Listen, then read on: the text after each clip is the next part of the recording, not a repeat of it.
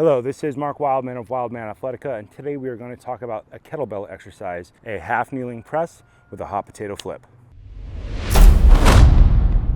This is an exercise that comes from our effective strength and conditioning, intermediate complexity, intermediate weight kettlebell program. This is a half kneeling press followed by a hot potato flip to get you to cycle your spine into the action of rolling the spine in this half kneeling position so that you can isolate it away from the hip. We are big on doing kettlebells in our half kneeling position. Half kneeling is one leg forward, one leg back. We are looking for about 90 degrees in the lead leg and about 90 degrees in the rear leg, pushing this hip all the way forward. This exercise is going to focus on getting us to work on the roll of our spine in this position.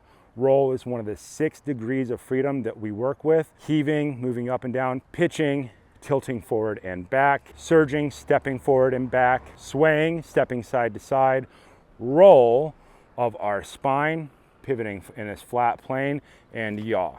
This one helps us work on heaving with the kettlebell without using our hips or our leg, and rolling the spine. 2 major degrees of freedom. Point your thumb back to get the kettlebell up.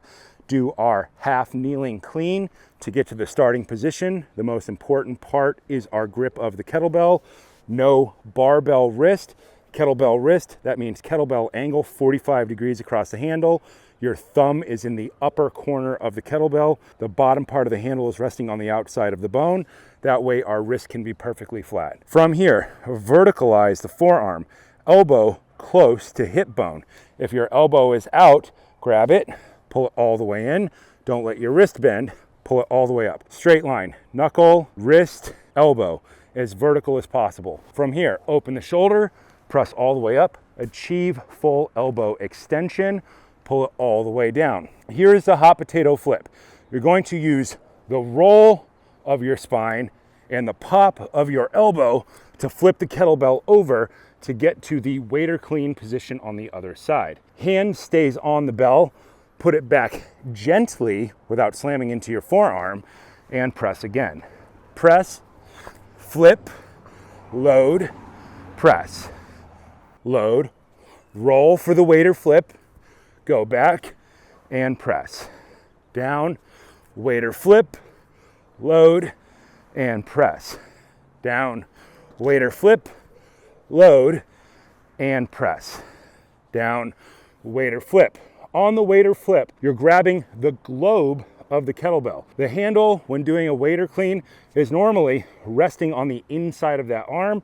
With this one, you're going to leave a space between the handle and your inner arm so that this hand can stay on it. Roll. When you roll, bring your elbow down to touch your hip bone. There is a roll of the spine. We are going to use that roll to launch the weight all the way up. Bring it down, elbow close to hip.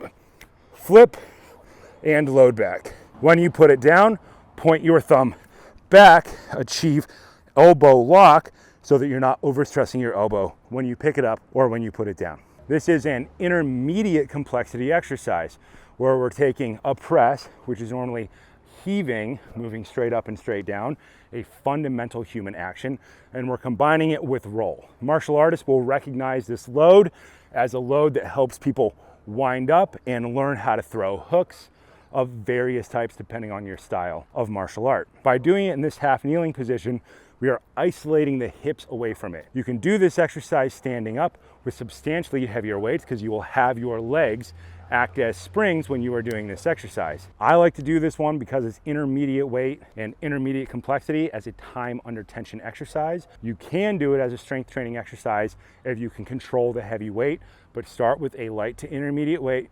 Do a lot of reps so you can make sure your body's in the correct position. Slowly walk the weight up so you can get to the heaviest weight possible with this exercise.